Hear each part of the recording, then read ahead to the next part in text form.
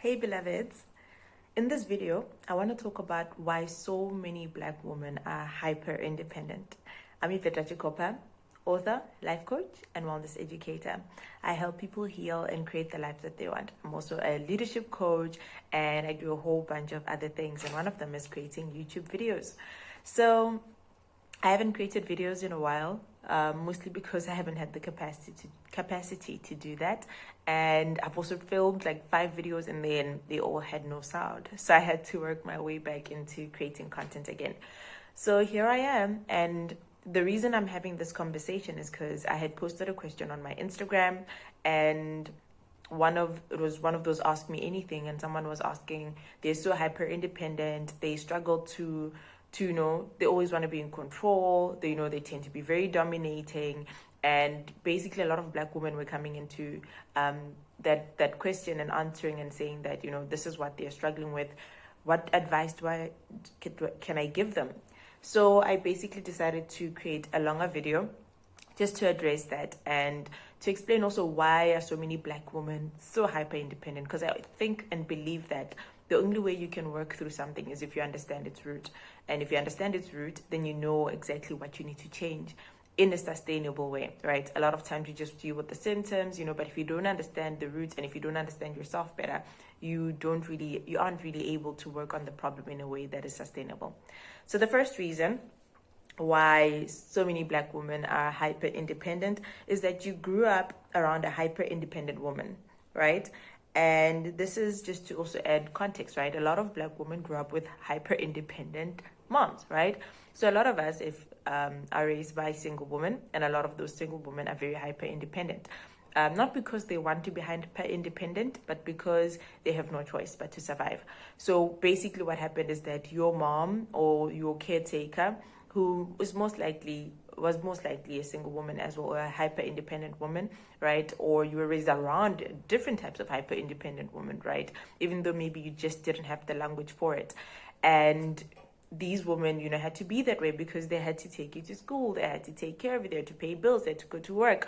And they did not have a support system coming from their family or the dad in the picture, or, other people. Because, support doesn't always have to mean what was the other parent, in the picture. Support just also means, it could be a community, right?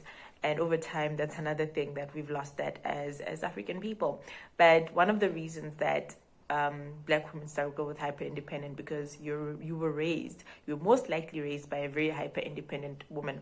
And the thing is that you learn through modeling, right? So how we learn to exist as human beings, to love, to show up, to just be, is through what we observe growing up. And if you observe your parent as a female woman, black woman, being very hyper independent, you're going to think, okay, that's the right way to be, and that's the only way to be, right? And not understanding the context of the fact that your mom had maybe gone through a lot, had to survive and do all these things on her own, and therefore this is why she showed up in this manner. And also part of that is that because your mom had no support, or the person that raised you, who was most likely female, raised you, they took on a lot of masculine energy, right? Meaning just very stern, dissociating or stepping away from the feminine stuff, like being nurturing, being caring, and at least stuff that's defined as masculine and feminine. And when I say that, it's not really a gender thing, I'm saying it because all of us have masculine and feminine within us, right? Women tend to be more feminine, or have more feminine, the nurturing, etc., and males tend to have the more structure, etc. But we're not defined or confined by that, right? So I just want to clarify that before I move forward.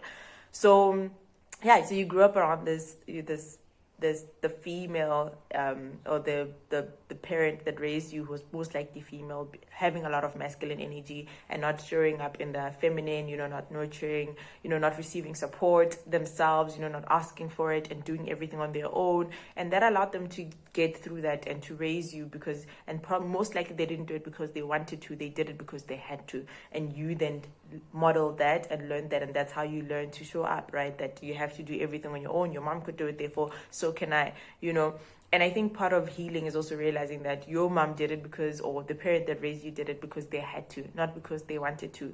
And it's what they needed to survive at the time. However, you've now acquired this thing, but you might not necessarily be in a reality or want to create a reality where that is, what things look like for you, where you're hyper independent, you don't ask for support, you don't allow yourself to step into your feminine, etc., etc.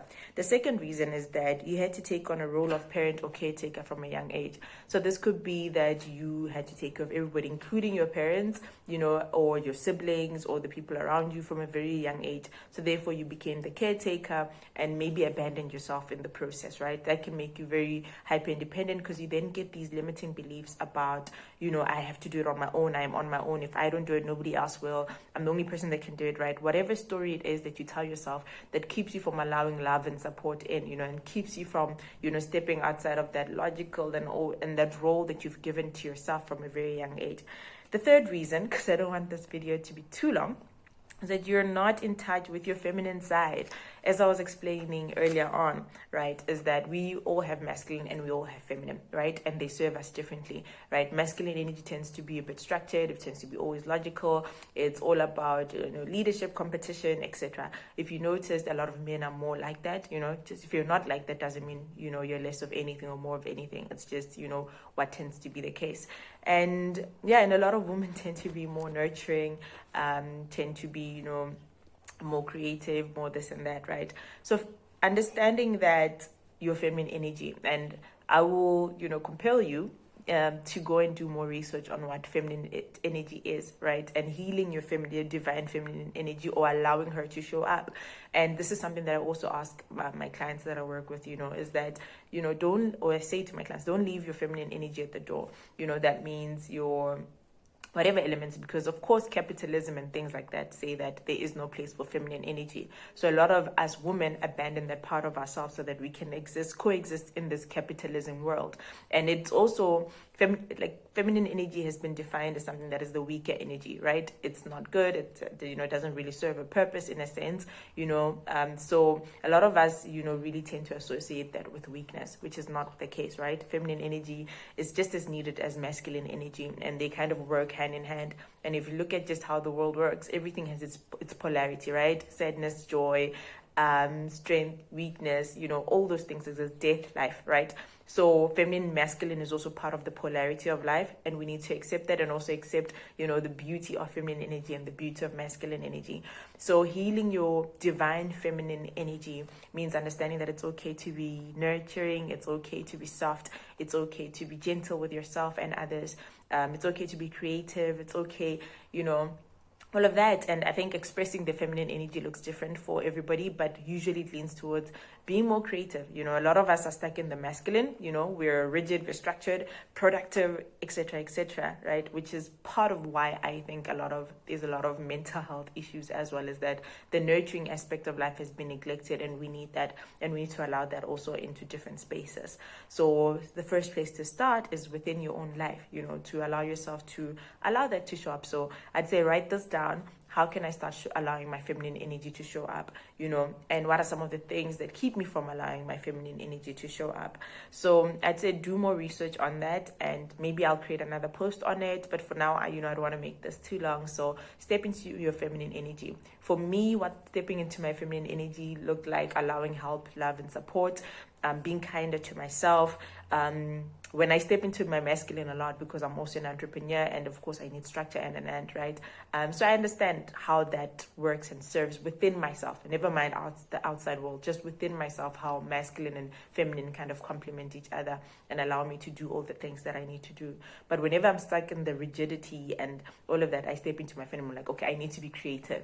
I need to, do something that is soft. I need to do something that is really speaks to my soul, and my sensuality and all of the senses and all of that, instead of just being in my brain, right? Which is where a lot of masculine energy tends to be. So for me, it looked like asking for us for support or help when I need it, allowing it really, not seeing needing help and support as a weakness.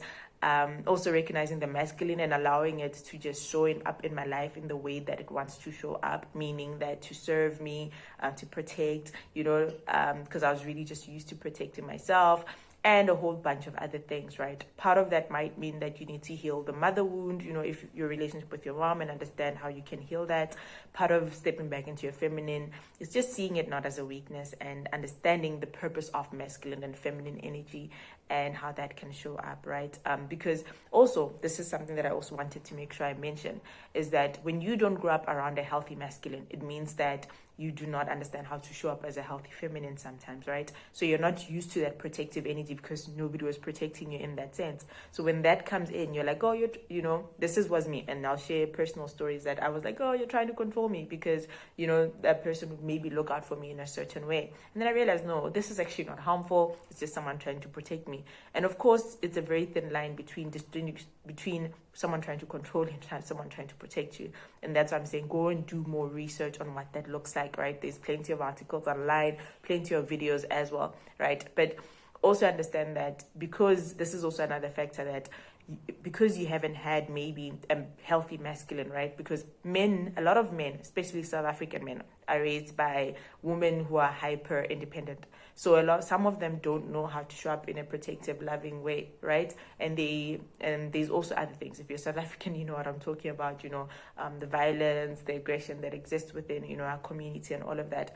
But a lot of men are also raised by hyper independent women, and they're used to women being that way. So therefore, they also don't know how to show up in a healthy, balanced, masculine, that feels safe, that isn't controlling, that isn't this and that, So you need to also learn and define that. And some women grew up with dads in their household, but they also had wives, or partners, or, the female parent was rather taking on all the responsibility, was hyper independent, so they don't see anything wrong with that structure, where the woman is doing more and providing more. And some maybe do, some saw it and said, okay, I'm not going to be this kind of male. But a lot of people, because of the way they grew up, they not seeing a healthy masculine show up means that sometimes you don't know how to also allow the divine feminine out. And also when you experience that, it's like shocking to your emotional system, because you're not used to a masculine that feels safe, or you're not used to a masculine that's trying to protect you, serve you, look out for you. It's all foreign, so you don't even know how to allow it. Part of that is really just allowance, right? Healing is about allowance. So if you want to stop being hyper independent, it's like when somebody says, hey, I want to get you this, or I want to do this for you, when they open the door for you, when, and also the masculine energy really loves to serve, right? So it really finds joy in that, especially when they care about you. And this is also, ladies, if you want to know if someone doesn't care about you as a masculine, observe how they serve you, right? Because when they really care about you, they really just want to protect you. They see you as a part of themselves as well, and they want to look out for your best interest, right? So when they don't show up, trust me, it's because they most likely don't want to, or they don't know how to, and it's not always your job to teach them how to. But today is not really about the masculine, but understanding how, because maybe if you grew up in an environment where there was no masculine energy that was safe, or it wasn't there at all, or if it was there, but also it was very passive, wasn't really, showing up in that protective, loving energy, right? Then you may not have the allowance for that. And healing looks like creating allowance for that and learning more about what safe masculine energy looks like. All right. So what is the remedy for these? I've kind of mentioned these, right? So I'm just going to go over my list of notes that I've written down to make sure that I cover everything. So the first one is that get in touch with your feminine side. So express more of your creativity, way more color, be more vulnerable, be kind to yourself. And also remember, this is inside out, right? So start by being more feminine with yourself. Start nurturing yourself. Sometimes it seems like a simple example, but feminine energy comes in and nurtures, right? Someone does your hair, They make sure that you're clean, and they give you hugs and they give you kisses. That means that getting in touch with your feminine energy, look at the parts of yourself that you've neglected of taking care of yourself, like just doing your hair, doing your nails. That could be getting in touch with your feminine energy. Nurturing yourself. And also, this isn't to say that it's about nails, like getting long nails. I don't even do my nails, as you can see, but I have become more in touch with my feminine energy over the years. So it really is just about taking care of yourself, being kind to yourself, allowing the nurturing part of yourself to show up, allowing the creative part of yourself to show up, and many other things that I have not listed, so I cannot share those things right now, and I'm just sharing a lot of my experiences. But yeah, that's get in touch more with your feminine energy, and you can make a list and say, okay, which part of my feminine self have I, denied myself, and yeah. And the feminine energy is also really love to receive. That's a receiving thing, right? So allow yourself to receive, right? That could be getting in touch with your feminine energy. Allow yourself to receive love, to receive affection, to receive protection, to receive kindness, to receive support, all of it. Allow yourself to receive. I think that's another way to heal your feminine energy. All right. Understand the context of why you're the way that you are, and allow for that to shift. So again, I said this in the beginning, understand why you're not in touch with your feminine energy, right? And this could be your upbringing, this could be, society, capitalism, all of that, and every other story that we're told, and you just kind of hold on to it, and, and you just realize that it's not serving you. So here's the biggest thing is that, yes, you might be this way, and there's a context and there's a reason for it, right? But now you're at the point where you need to look at, is this serving me to not allow myself to, my divine feminine, to be hyper independent? Is this serving me? Is this the kind of life I want to live? Do I really want to model, yes, my parent did this from this context of also not, knowing of being in survival mode, right? But you don't have to live in survival mode. You do not have to live in the way just because that's what you saw growing up. That's not the only way to exist. And you have to now allow yourself and give yourself permission to unlearn that so that you can create a different reality. And if you're watching this video, I'm guessing it's because you want to understand that so that you can let it go. So you have the choice to unlearn all of that and understand the context. You don't have to judge them for the context because, people do the best that they can with what they know. And therefore, those that were hyper independent, and modeled that for you, were doing the best that they can. If it was your mom, your aunt, your sisters, whoever, right? They were doing the best that they could. But you have to decide what type of reality do you want, and what do you want to model for your children, right? Male or female, because we all benefit from masculine and feminine energy. All right. Let people support you. That's a big one. I've mentioned that quite a bit. And also ask for help. The how to undo hyper independence, and this is the shortcut to any healing thing, is that do the opposite of what you do. If you deny help, receive help, right? If you tend to be controlling, sit back a little bit and let somebody take over, right? It's way easier, of course, if you feel safe with the person. It's way easier, of course. So be mindful of the people that you allow into your space. Are they safe? Because of course, here's the other thing. If you're a hyper, and I want you to note this, I hope you get to the end of this video. If you're a hyper independent woman, right, you're going to attract men that are very passive, right? It's just kind of how things work, of course, because you want to be the one in dominance, and the ones that want to protect you do that will kind of step away, because they can't even love you because you won't allow them to, in a way that is, I guess, in the way that will also allow them to serve you and take care of you and do all those things. And it's not that like I said, masculine and feminine have their own purpose. So it's not that people see you as the weaker species and all of that. I think once you have acceptance of that, right, you allow it to come up in yourself. Like I said, it's not even about gender or anything. It's all within us, right? Men also need to get in touch with their feminine side, because that's the part of themselves that allows them to be vulnerable as well, to ask for help, and to be kind to themselves and to be nurturing as well, right? There's that element, or there's also just, so I do believe and think that we all have a little bit of that, and some more than others because of the gender we tend to be born into. So do the opposite of what you've been doing your whole life, and that's the shortcut to healing your divine feminine, and yeah. So if you have any questions, please comment below and I will be sure to respond when I get the chance. And let me know if you want me to do another video on any other topic. I will. Again, I always try to create these from a point of capacity and not from a point of depletion, because why must I do things and teach you guys so much about taking care of yourself and not take care of myself? So that's it from me. I'm gonna try and do more YouTube videos. Please subscribe to my YouTube channel if it's your first time watching, and if you haven't subscribed, I have a podcast as well, which I post a little bit more regularly. I'm on Twitter, I'm on Instagram, I'm on every single platform. And until then, sending you off with love, and remember to trust the process.